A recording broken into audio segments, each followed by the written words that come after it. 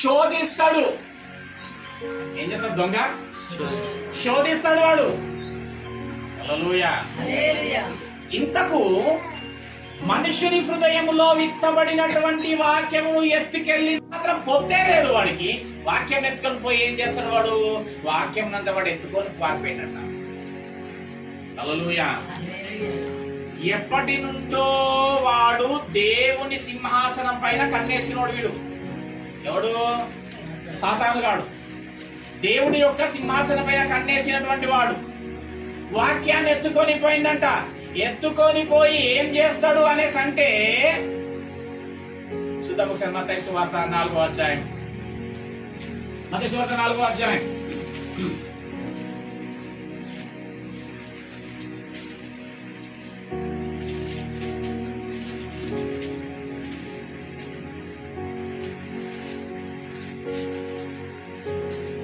ఏం చేసింది తెలుసా వీడు? అమ్మా, వాక్యమును ఎత్తుకొని పోయి ఏం చేసిండొచ్చు వీడు? అమ్మ, ఏం చేసిండొచ్చు కదా? ఏం చేసిండొచ్చు? అది వాక్యంతో ఏం పని? ఏం చేసిండొచ్చు? ఏం చేసిండొచ్చు తెలుసా? అదే వాక్యాన్ని పట్టుకొని బోధించడం స్టార్ట్ చేసిందండి, చెప్పడం స్టార్ట్ చేసింది.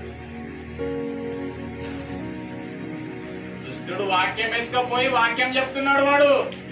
ఫస్ట్ ఎవరికి చెప్పిండి వీడంటే వాని గ్యాంగ్ కి చెప్పుకున్నాడు. వాని గ్యాంగ్ కి వాక్యం అంతా చెప్పేసేసి, వెళ్ళండి ఇంకా దేవుని బిడ్డల మీద పడండి, నేను పెద్దోడికి చెప్తా, ఎందుకంటే నేను పెద్దోడిని కదా, మీకు అందరికి బాస్ని కదా నేను, కాబట్టి నేను పెద్ద ఆయనకి చెప్తా, మీరు చిన్న వాళ్ళ దగ్గరికి పోండి అని చెప్పిండంట. ఈయన చక్కగా పెద్ద ఆయన దగ్గరికి పోయిండు, వాక్యం పట్టుకొని పోయిండు వాడు. 4వ వచనం చేయమంటున్నా అక్కడ 4:4లో. అందుకు ఆయన మనుషుడు రొట్టె వలన ఏమున్నది? ఆ శోధకుడు వాక్యం ఎత్తుకెళ్ళినోడు ఏం చేస్తాడంటే శోధిస్తుంటాడు. దేవుణ్ణి శోధిస్తుంటాడు, దేవుని బిడ్డలను శోధిస్తుంటాడు. గుర్తుపెట్టుకోండి, ఎవరైతే దేవుని శోధించు వారుగా ఉంటారో వారు దృష్టిని సంబంధం ఉందమ్మా మన లోపల. అట్లా దేవుని శోధించేటోళ్ళు ఎందుకు ప్రభు ఇట్లా చేస్తుంది? ఎందుకు ప్రభు అట్లా ఎందుకు చేస్తలేవు ప్రభు అన్న వాక్యం అన్నాడా? ఇట్లా దేవుడు ఇట్లా రాసింది కదా, మరి ఎందుకన్నా ఇట్లా చేస్తున్నాడు? ఎవరు వీళ్ళు? దేవుని శోధిస్తున్నోళ్ళు. బాగా గుర్తుపెట్టుకోండి బిడ్డ, క్రైస్తవ జీవితం గుడికి వెళుతుంది, వాక్యం వింటుంది, వాక్యం ఎత్తుకొని వచ్చి ఏం చేస్తుందంటే దేవుణ్ణి శోధిస్తుంది. ఎందుకు ప్రభు ఇట్లా చేస్తున్నావు? మేము ఉపవాసం ఉండగా నువ్వు ఎందుకు లక్ష్య పెట్టవు? నాకెందుకు ఈ కార్యం చేస్తలేవు? దైవ సేవకుల దగ్గరకు పోయింటారు, ఎందుకు బ్రదర్ దేవుడు ఇట్లా చేస్తుంది? నేను వారము ఉపవాసం కూడా ఉంటా బ్రదర్, నేను బాప్తిస్మం కూడా తీసుకున్నా బ్రదర్, దేవుడు ఎందుకు బ్రదర్ ఇట్లా చేస్తుంది? అవును బ్రదర్ కరెక్టే, మరి లాజర్ విషయంలో అట్లా చేసినోడు, ఆ గుడ్డోల విషయంలో ఇట్లా చేసినోడు, మరి మా కుటుంబంలో మా విషయంలో ఎందుకు ఇట్లా చేసిన బ్రదర్? అట్లా చేయొచ్చు కదా అంటే ఏం చేస్తున్నారు? ఎలాంటి వాళ్ళు తయారైపోయారు వీళ్ళు? దేవుణ్ణి జాగ్రత్త. దేవుణ్ణి గనక ప్రశ్నించేటటువంటి వాడవై దానవై గనక ఉంటే జ్ఞాపకం పెట్టుకుని, దేవుణ్ణి శోధిస్తున్నావు, దేవుని శోధించి వారు దుష్టుని సంబంధి. వీడొచ్చి దేవుని శోధిస్తూ అడిగిందంట, ఆకలైతుంది కదా రాళ్ళ రొట్టెలు చేసుకొని తిను అంటే ఆయన అంటున్నాడంట, మనుషుడు రొట్టె వలన మాత్రం కాదురా బాబు, నా దేవుడి నోట నుండి వచ్చే ప్రతి మాట వలన జీవిస్తాడనంట. నెక్స్ట్ ఇంకో వచనం చదవండి, 5వ వచనం. వాక్యం అడిగేస్తున్నాడా?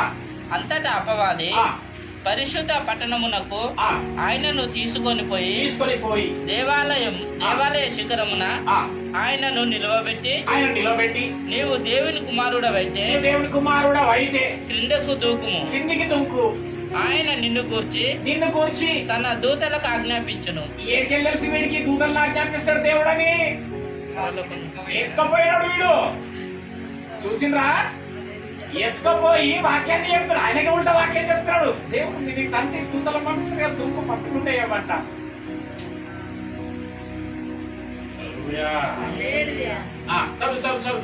నీ పాదం ఎప్పుడైనాను రాతికి తగలకుండా చూడు, రాతికి తగలకుండా వారు నిన్ను చేతులతో ఎత్తుకొందురు అని వ్రాయబడి ఉన్నది. కీర్తనలో చెప్పింది కదా మరి మీ దేవుడు.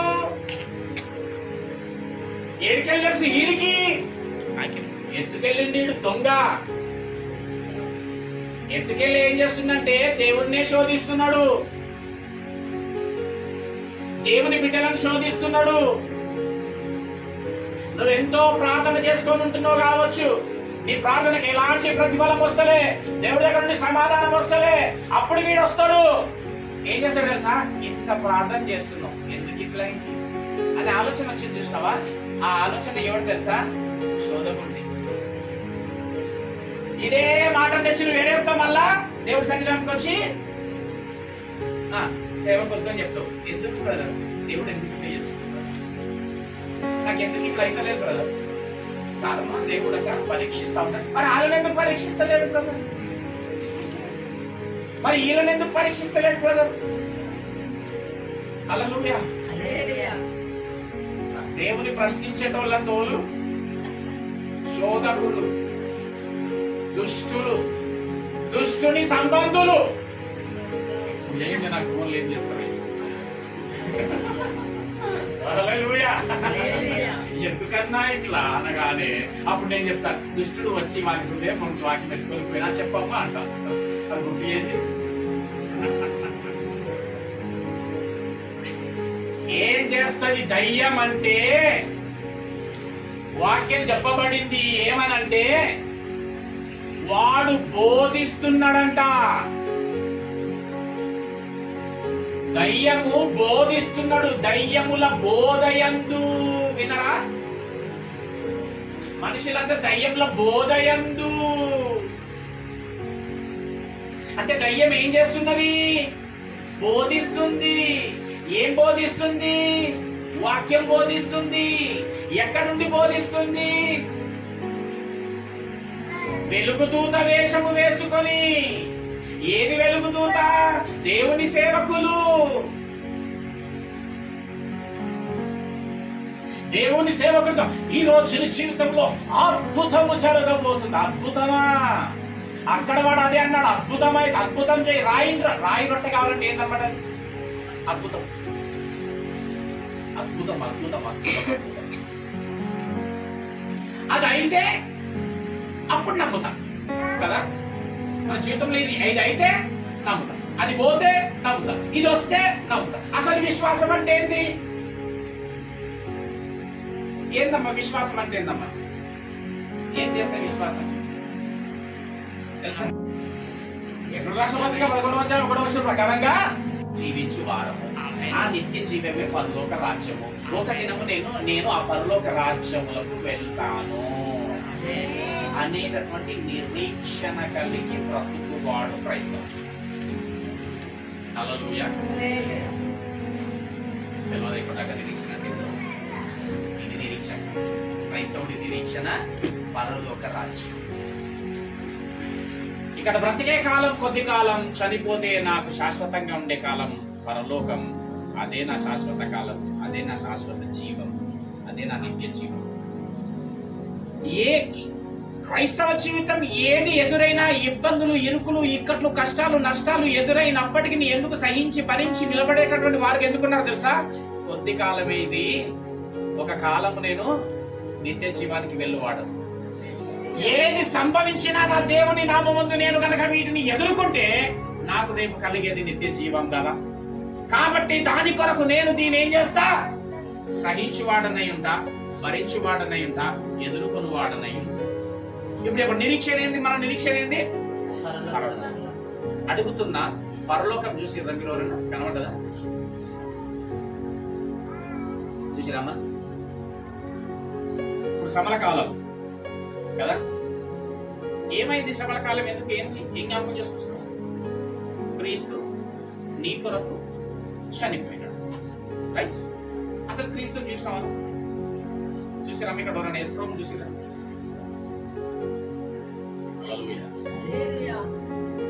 అదృశ్యమైనవి పరలోకం చూడలే, అదృశ్యం.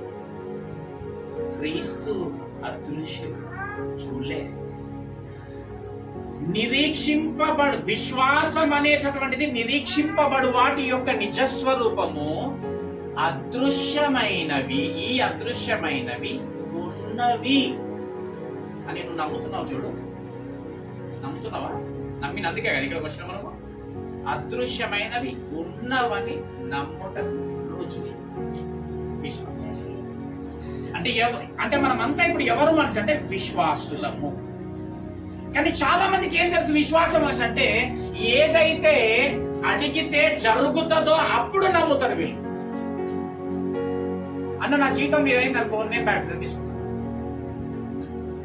అన్న నా జీవితంలో మా ఆయన మారిండు అనుకో, అన్న గారిని బ్యాప్టిజం తీసుకున్నాను. ఆయన మారాలి. మీ ఆయన మారేటటువంటిది నీవు మారేది ఆయన చేతిలో ఏం లేదు, నీ చేతిలో ఉంది. జీవము మరణము నీ ఎదుట పెట్టిండు. హల్లెలూయా. మొన్న కూడా ఒక అతను అంటున్నా అనమాట,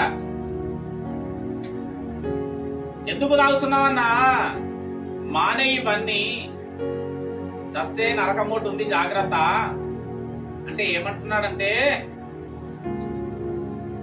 బాగా ప్రార్థన చేస్తున్నా విన్నా నేను, ఇక దేవుడు నన్ను ఎప్పుడు మారుస్తాడు. ఏం ప్రార్థన? తాగి ప్రార్థన. నేనన్నా దేవుడి చేతిలో ఏం లేదని చెప్పిన, నీ జీవితం నీ చేతుల్లో. ఒకవేళ ఆపే దేవుడే అయితే, మార్చే దేవుడే అయితే ఆదాము పండు పెట్టినప్పుడు ఏమంటాడే? రే ఏడిపోతున్నావు చెట్టుకాడికి,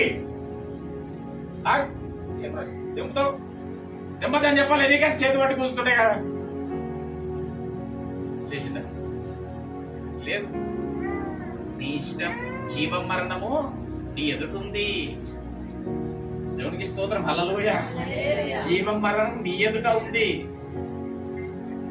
అట్లేదన్నా జరిగితే నమ్మినటువంటి వారే 190 మంది ఉన్నారు. ఎందుకు నమ్మినావమ్మ నువ్వు అంటే విశ్వాసం. ఎందుకు విశ్వాసం? నా జీవితంలో దేవుడు ఒక దినం ఈ కార్యము చేసిండు కాబట్టి నేను అప్పటి దేవుణ్ణి నమ్ముకున్నాను. అది విశ్వాసం కాదు, అది విశ్వాసం కాదు. అట్లా నమ్మితే విశ్వాసం కాదు. చూచి నమ్మిన వానికంటే ప్రభు మేము పరలోకం చూడలే, మేము నమ్ముతున్నాం ఉన్నదని. నువ్వురా బాబు విశ్వాసం. హల్లెలూయా. అయ్యా మేము ఈ రోజు ధ్యానం చేసుకునేటటువంటి ఆ యొక్క మాటలు, నువ్వు మా కొరకు సిలువ పైన మరణించినావు, బలియాగమైనావు అనేటటువంటి నేను ఆ యాగాన్ని చూడలే, నిన్ను కూడా చూడలే ప్రభు, కానీ నువ్వు నా దేవుడు అని నేను విశ్వసిస్తున్నా, నమ్ముతున్నా. అది విశ్వాసం. అంటే ఇప్పుడు ఇక్కడ చేరి ఉన్నటువంటి అందరం కూడా ఎవరు అన్నమాట? విశ్వాసం. హల్లెలూయా. అదృశ్యమైనవి ఉన్నవని నమ్ముటనే విశ్వాసం. ఇక ఈ శోధకుడు వచ్చిందంట బిడ్డ, కాబట్టి జ్ఞాపకం పెట్టుకోండి, శోధకుడు నిన్ను శోధిస్తుంటాడు. దయ్యం పట్టినోళ్ళు ఎవరో తెలుసా? స్టేజ్ల మీద కింద పడి పొరలేటోళ్ళు కాదు. దయ్యం పట్టినోళ్ళు ఎవరు అనేసంటే, ఎవరు అనేసంటే దేవునికి విరుద్ధముగా ఎవరైతే ప్రవర్తిస్తున్నారో వాళ్ళంతా కూడా దయ్యం పట్టిన వాళ్ళే. మనకు చేయమంటారు తెలుసా? కృప ఉంది కదా, కృపకాల పడదాదిగండు రోమాలో కృప వాక్యమెత్తుకపోయాడు వాడు. కృప ఉంది కదా, ఏం కాదు, క్షమిస్తాడులే, ఈ ఒక్కసారే చెయ్యు. అప్పుడు మనం కూడా ఏమనుకుంటాం, ఇక లాస్ట్ టైం మళ్ళీ చూడపట్టి ఒక్కడేసారి చూస్తా, ఏది కొంచెం పని చేస్తా కదా. అవునా? ఇక దినం గడుస్తుంటది, దినాలు గడుస్తుంటాయి, వారాలు గడుస్తుంటాయి. ఈ ఫోన్ తోటి జీవితం అంతా ఈ ఫోన్ తోనే గడుస్తుంది. ఏమని గడుస్తుంటది?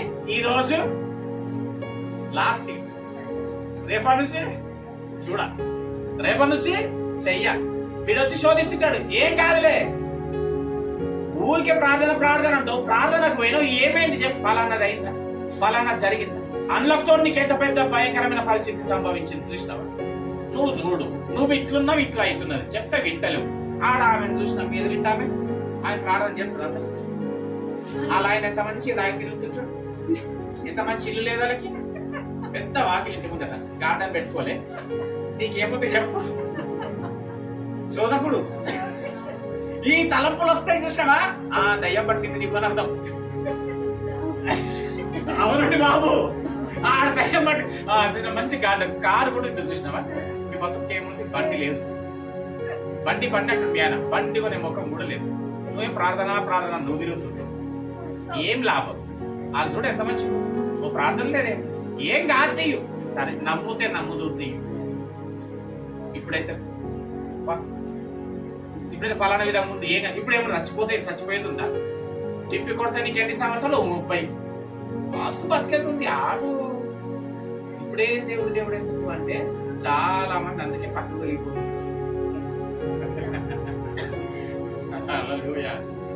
శోధిస్తా ఉంటాడు. పెద్దోడు పోయి పెద్దోడిని శోధించిండు.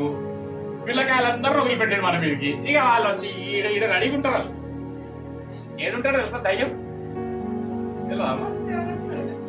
128 కీర్తన తీయన్నమ్మా. దయ్యం ఏంటో చూపిస్తాను. 128 127 తీయను.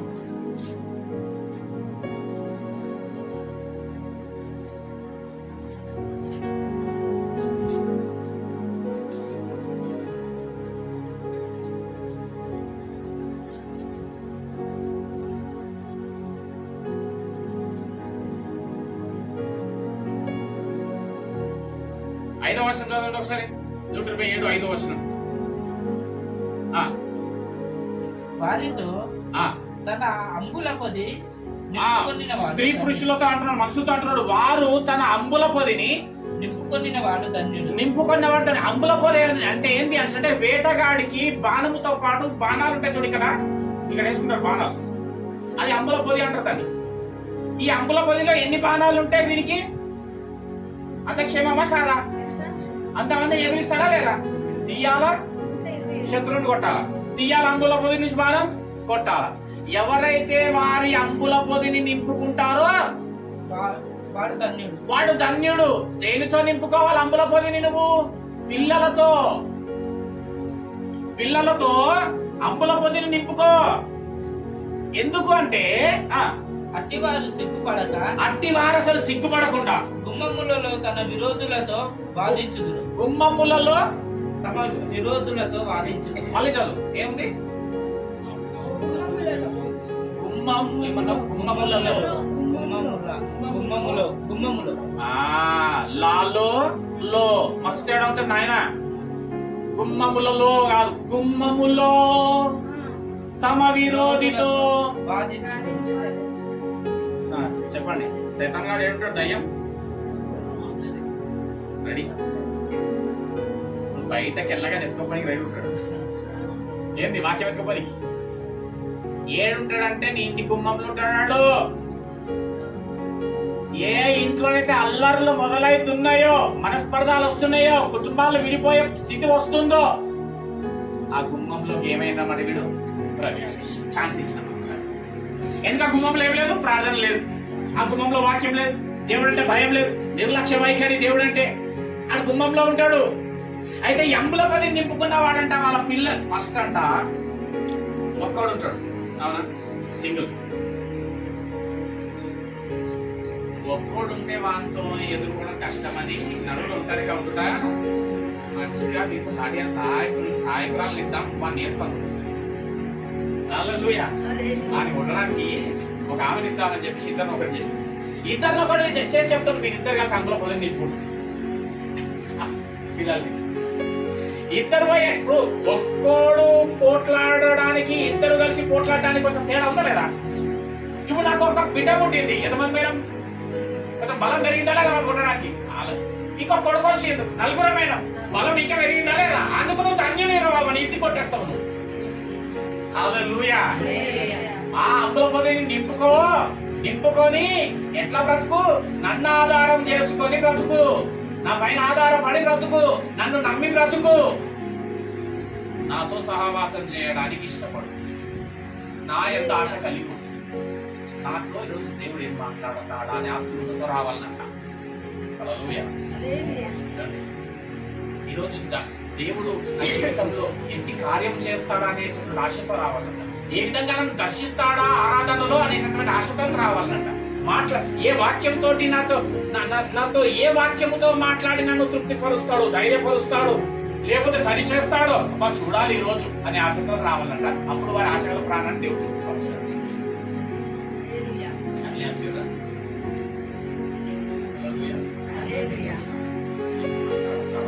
చిన్న రేపు వచ్చే వాళ్ళు అయితే అట్లనే వస్తారు.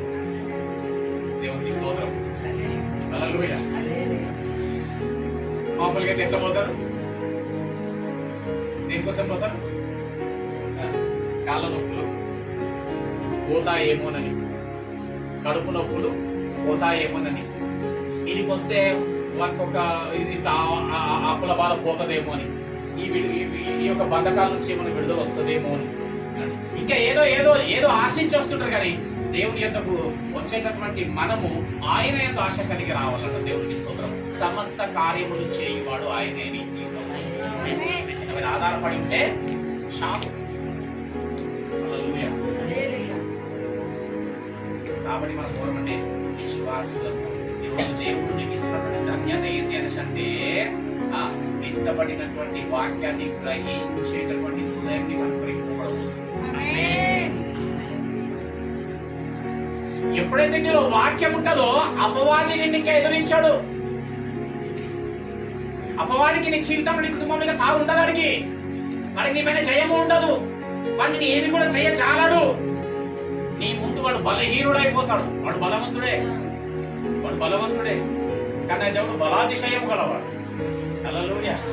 వాడు బలవంతుడైతే దేవుడు బలాతిశయం గలవాడు. బలమైన దుర్గము ఆయన అట్టి బలము నాకు అనుగ్రహిస్తాడు. వాడు నా ముందు బలహీనుడే. నేను ఎదిరించలేడు. ఇక ఎప్పుడు దేవుడి పైన ఆధారపడి దేవుని వాక్యమును నీలో పదిలపరుచుకుంటే గనక, అయితే వీడి వాక్యాన్ని ఎత్తుకెళ్ళి ఏం చేస్తుందంటే బోధిస్తున్నాడు. అందుకే మార్కు సువార్తలో ఏం చెప్పింది దేవుడు అంటే, మీరు వినుచున్నదేదో జాగ్రత్తగా చూసుకోండి, అబద్ధ బోధలుంటాయి. యాడికేలు వచ్చినాయి అబద్ధ బోధలు అంటే ఆడెత్తుకొచ్చి వెలుగు దూతలను ఆవరించి వీళ్ళ ద్వారా వాక్యాన్ని చెప్తున్నాడు. లేని వాక్యం ఉండదు. ఉత్తగానే ఏదో లేనిపోని మాటలతో ఆ సమయం అంతా కూడా వెళ్ళగొట్టేసేస్తా ఉంటారు. వాక్యం ఏం కాబోతుందంటే రాను దినాల్లో ఆల్రెడీ కరువు అయిపోయింది. అమ్మా ఈ బైబిల్ దొరకనప్పుడు వాక్యం కరువు అనుకోకండి. ఆల్రెడీ ఇప్పుడు వాక్యం లేదు, కరువు అయిపోయింది. వాక్యం వినబడట్లే.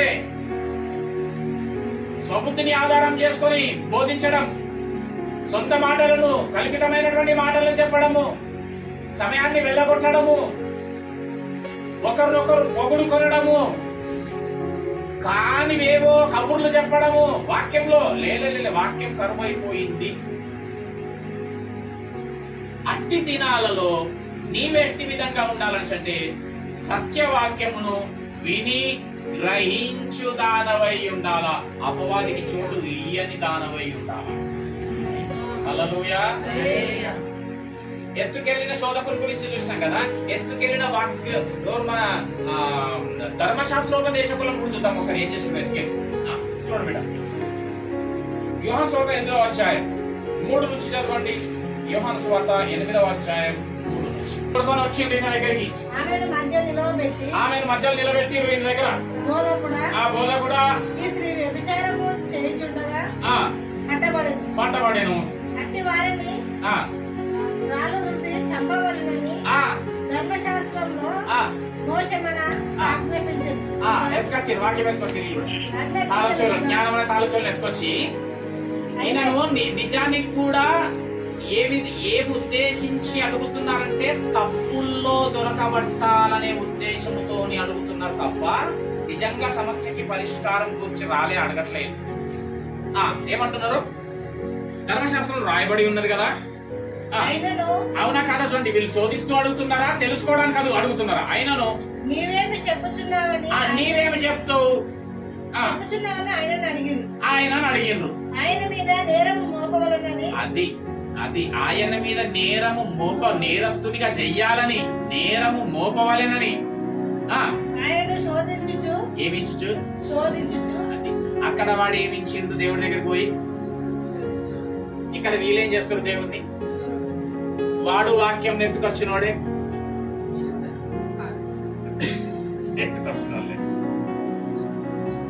వీళ్ళు ఏం చేస్తారంటే శోధిస్తుంటారు. వాక్యం ఇక్కడ చెప్తుంటే అక్కడ కూర్చొని ఎక్కడ దొరుకుతాడా వీడు అని చూస్తుంటారు నన్ను.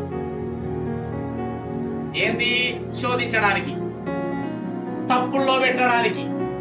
హల్లెలూయా. శోధించడానికి వచ్చింది. సాతాను శోధిస్తది, దేవుడు పరిశోధిస్తాడు,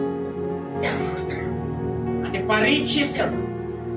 పరిశోధన, పరీక్ష నిన్ను ఉన్నతమైన స్థాయికి తీసుకెళ్తది, శోధన నిన్ను కింది స్థాయికి, పతనానికి తీసుకొని వెళ్తది. వీడు నిన్ను పతనం చేయాలనేటటువంటి ఉద్దేశంతోనే లేనిపోని తలంపులు, అవిశ్వాసాన్ని, అల్ప విశ్వాసాన్ని నూరిపోస్తున్నాడు, అబద్ధాన్ని నూరిపోస్తున్నాడు. కాబట్టి నువ్వు ఎట్లుండాలనేసి అంటే విత్తబడిన వాక్యాన్ని హృదయమని పలకపైన రాసుకొని దాన్ని గ్రహించి నడుచుకునేటటువంటి దానమై ఉండాలా. హల్లెలూయా. అట్టి విధమైనటువంటి జీవితాన్ని జీవించడానికి మనము ఇష్టపడి ఉండాలా. అట్టి విధమైనటువంటి జీవితాన్ని కొనసాగించడానికి నువ్వు ఎప్పుడైతే ఇష్టపడి ఉంటావో దేవుడు నీ జీవితమందు ఇటు కార్యములను చేయనుద్దేశించి ఉంటాడు.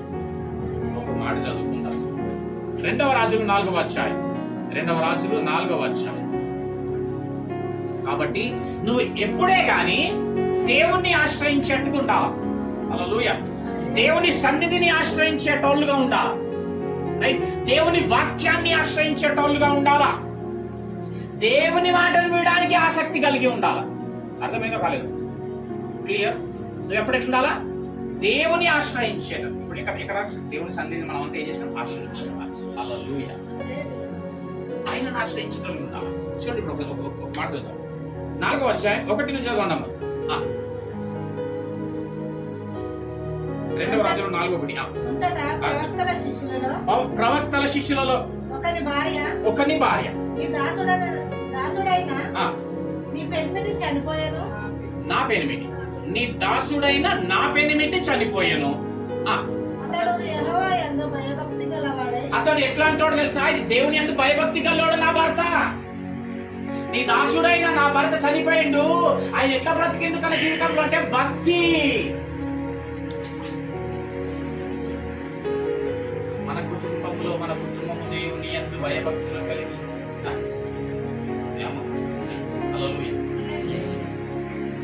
సాక్ష్యం ఇస్తుంది భర్తను బట్టి.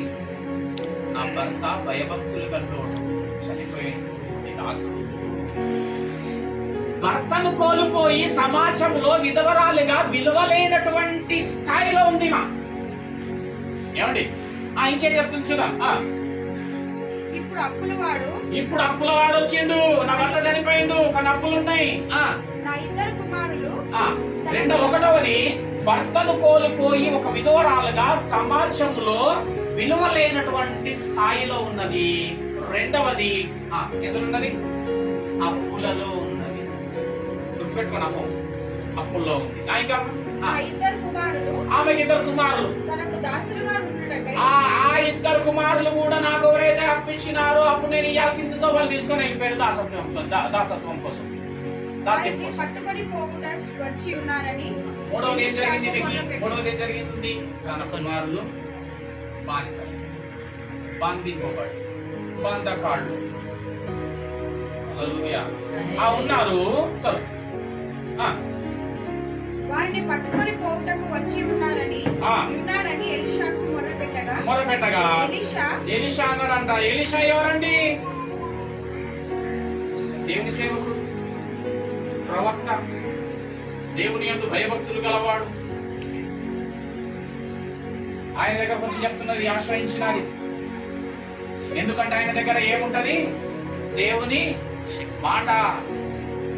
హల్లెలూయా. ఏమి చెయ్యాలా? వచ్చింది. ఎలీషా, నా వలన నీకేమి కావాలని అంటాడు. నా వలన నీకేం కావాలో చెప్పమ్మా. నీ ఇంట్లో ఏమి ఉన్నదో నీ ఇంట్లో ఏముందో అది తీసుకొని రా.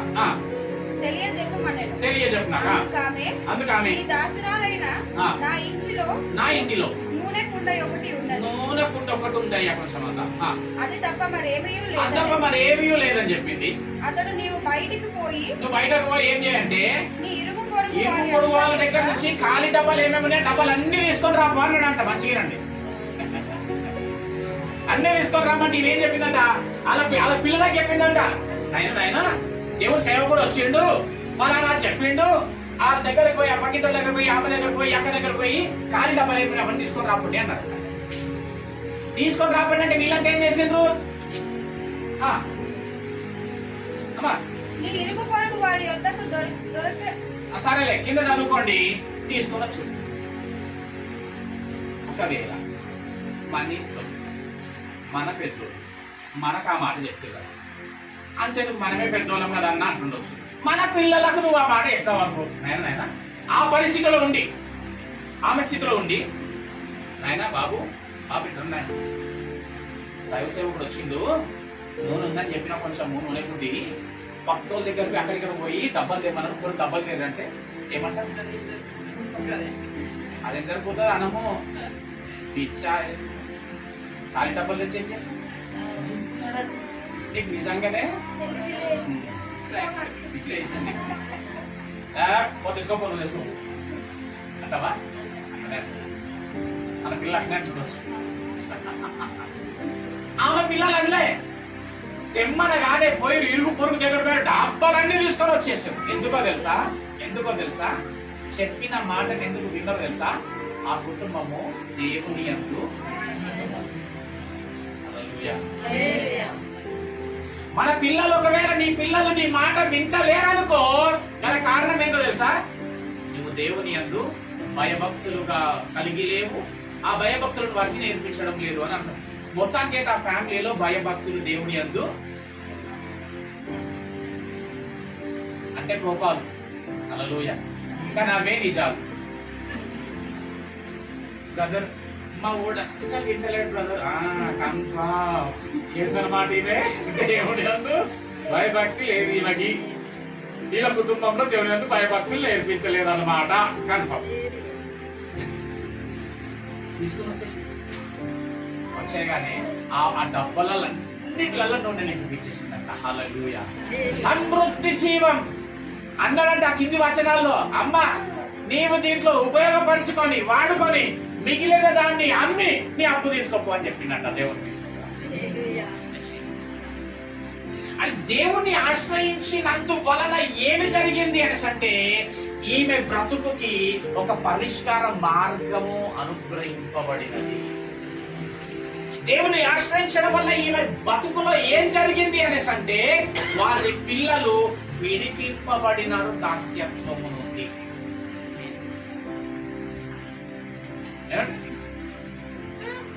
ఆశ్రయించినందు వలన ఏం జరిగిందంటే, లేమిలో నుండి కలిమిలోనికి నడిపింపబడినటువంటి వారై ఉన్నారు. ఆశ్రయించినందు వలన ఏం జరిగిందంటే, అప్పుల సమస్య నుంచి వారు తీర్చబడినారు.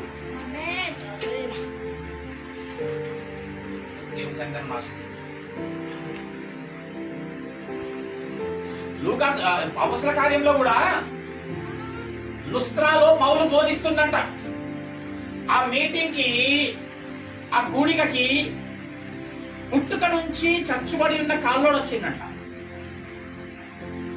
ఏమండి, అపొస్తలుల కార్యంలో 14వ అధ్యాయం 7వ వచనంలో మీరు చదువుకోండి. తర్వాత ఆ యొక్క దేవుని సన్నిధానాన్ని ఆశ్రయించినాడంట. సన్నిధిని ఆశ్రయించినాడు ఎవరు? పుట్టుక నుంచి చచ్చుబడి ఉన్నటువంటి పాదములు, బలహీనమైన పాదములు గలవాడు. ఎప్పుడు లేచి నడిచిన దాఖలాలు వాడికి లేవు. ఆశ్రయించినాడు, కూర్చొని వాక్యం వింటా ఉన్నాడు. ఎవరు చెప్తుంటే వింటున్నారు? దేవుని సేవకుడు చెప్తా ఉంటే వింటాడు. మాట వింటా ఉన్నాడు. ఇక్కడ కూడా ఈమె ఎవరి మాట విన్నది? దేవుడి సేవకుడు దైవ వాక్కు చెప్పుతుండగా విని విశ్వసించినాడు. ఇక్కడ కూడా ఇతను వచ్చినాడు, దేవుని సేవకుడు దైవ వాక్కు చెప్పుతుండగా వింటున్నాడు. వింటూ ఉండడం వలన ఏం కలిగిందంట? విశ్వాసం వచ్చిందంట. ఏమని విశ్వాసం వచ్చిందంట? ఈ రోజు నేను లేచి నిలబడగలగనన్నమాట. హల్లెలూయా. ఈ రోజు లేచి నేను నడవగలనన్నమాట. హల్లెలూయా. పౌలు ప్రేరేపింపబడినాడంట, చూసినాడంట వాడిని. నీవు లేచి నిలబడమని బిగ్గరగా చెప్తే లేచి గంతులేసినాడు. అందుకే నన్ను ఆశ్రయించిన వారికి ఏ మేలు పొదవగా ఉండదు. కానీ మనం వాళ్ళని ఆశ్రయిస్తాము, మనుష్యులను ఆశ్రయిస్తాం, అధికారులను ఆశ్రయిస్తాం. మనుషులను ఆశ్రయించుట కంటే, రాజులను ఆశ్రయించుట కంటే యెహోవాను ఆశ్రయిస్తే నీకు మేలు. ఈమె దైవ వాక్కును విన్నది, ఆశ్రయించినది, నమ్మినది, అద్భుతమైనటువంటి కార్యము చూసి, ఆశ్చర్యమైన కార్యాన్ని చూసినావా? అలాగే ఈ రోజు ఆశ్రయించిన నీ జీవితంలో కూడా ఆధారపడేటటువంటి స్వభావమే గనక నీకుంటే, నీ ప్రతి సమస్యకి నా దేవుడు ఒక పరిష్కార మార్గమును అనుగ్రహిస్తాడు. నా దేవుడు నీ యొక్క ప్రతి పరిస్థితిని, ప్రాబ్లం ని తీసివేయనై ఉన్నాడు. ఉన్న నీ కుటుంబంలో ఉన్న ప్రతి బంధకాల నుంచి నిన్ను ఏం చేయనై ఉన్నాడు తెలుసా? విడిపించనై ఉన్నాడు. నిన్ను బాగు చేయనై ఉన్నాడు. నీకు సమృద్ధి జీవమును నీకు అనుగ్రహించనై. గల కారణం దేవునిని ఆశ్రయించినందు వలన. దేవునికి స్తోత్రం. హల్లెలూయా. దేవుని సన్నిధిని ఆశ్రయించినందు వలన దేవుడు చెయ్యనై ఉన్నటువంటి ఇట్టి కార్యం. కాబట్టి నీ ప్రతి విషయం, నీ బ్రతుకంతా కూడా దేవుని పైన ఆధారపడి జీవించే జీవితమై ఉండాలా. ఇది జ్ఞాపకం పెట్టుకోండి. విన్న వాక్యాన్ని నీ హృదయంలో పదిలపరుచుకొని, రాసుకొని, దానిని దివారాత్రము ధ్యానించేటటువంటి తోడవై ఉండాలా. ఎందుకంటే ఆడెత్తకపోయిందనుకో, నీ దగ్గర నుంచి ఎత్తకపోయి నీకే బోధిస్తాడు. దుష్టుడు వాడు ఎత్తకపోయి నీ దగ్గరికి వెళ్ళి ఎత్తకపోయి వల్ల నీకే బోధిస్తాడు. ఏం బోధిస్తాడు తెలుసా? చాలా గ్యాప్ వచ్చేసేస్తుంది. ఈ వారం వచ్చినవా, ఇక మళ్ళీ ఎన్ని నెలలకు వస్తావు కదా, ఎన్ని వారాలకు వస్తావు మళ్ళా. ఆ మధ్యలో ఏదైనా జరుగుతా చూడు, అప్పుడు వీడికి ఎత్తకపోయిన వాక్యం ఏంది? వాడు దేవుణ్ణి ఆశ్రయిస్తే చేస్తా అని చెప్పి అయిందా? అది నీకు ప్రార్థనలో పెట్టి కాదు, అయ్యేటప్పుడు అవుతుంది. అది చెప్పిండు కదా ఆ రోజు, చెప్పలే? ఆ మోరో విధ్వరాలు అన్నాడు, పోయింది అన్నాడు. నువ్వు కూడా విన్నావు కదా, మరి అప్పుడు నువ్వు కూడా నమ్మే వచ్చిన వాడికి వెళ్ళి నువ్వు ఏమైంది? ఏం కాదు. జాగ్రత్త, వాడికి సందేహకండి. వాడు నీ దగ్గరికి వెళ్ళి ఎత్తుకపోయి నీకే చెప్పేటాడు. వాడిని తోడడు, వాడు మోసగాడు, వాడు దొంగ. హల్లెలూయా. ఎప్పుడైతే మనం ఆయనతో ఉంటామో సమస్త కార్యములు ఆయన చేయువాడు, సమస్తమును ఆయన దయచేయువాడు, నడిపించే నాయకుడు, నావికుడు, తండ్రి, తల్లి, దైవం.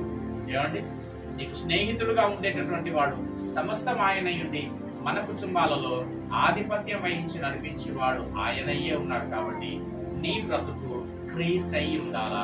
మొత్తానికైతే బ్రతుకుట క్రీస్తే. దేవుడి కొద్ది వాక్యము దీవించి ఆశీర్వదించు కాక. ఆమేన్.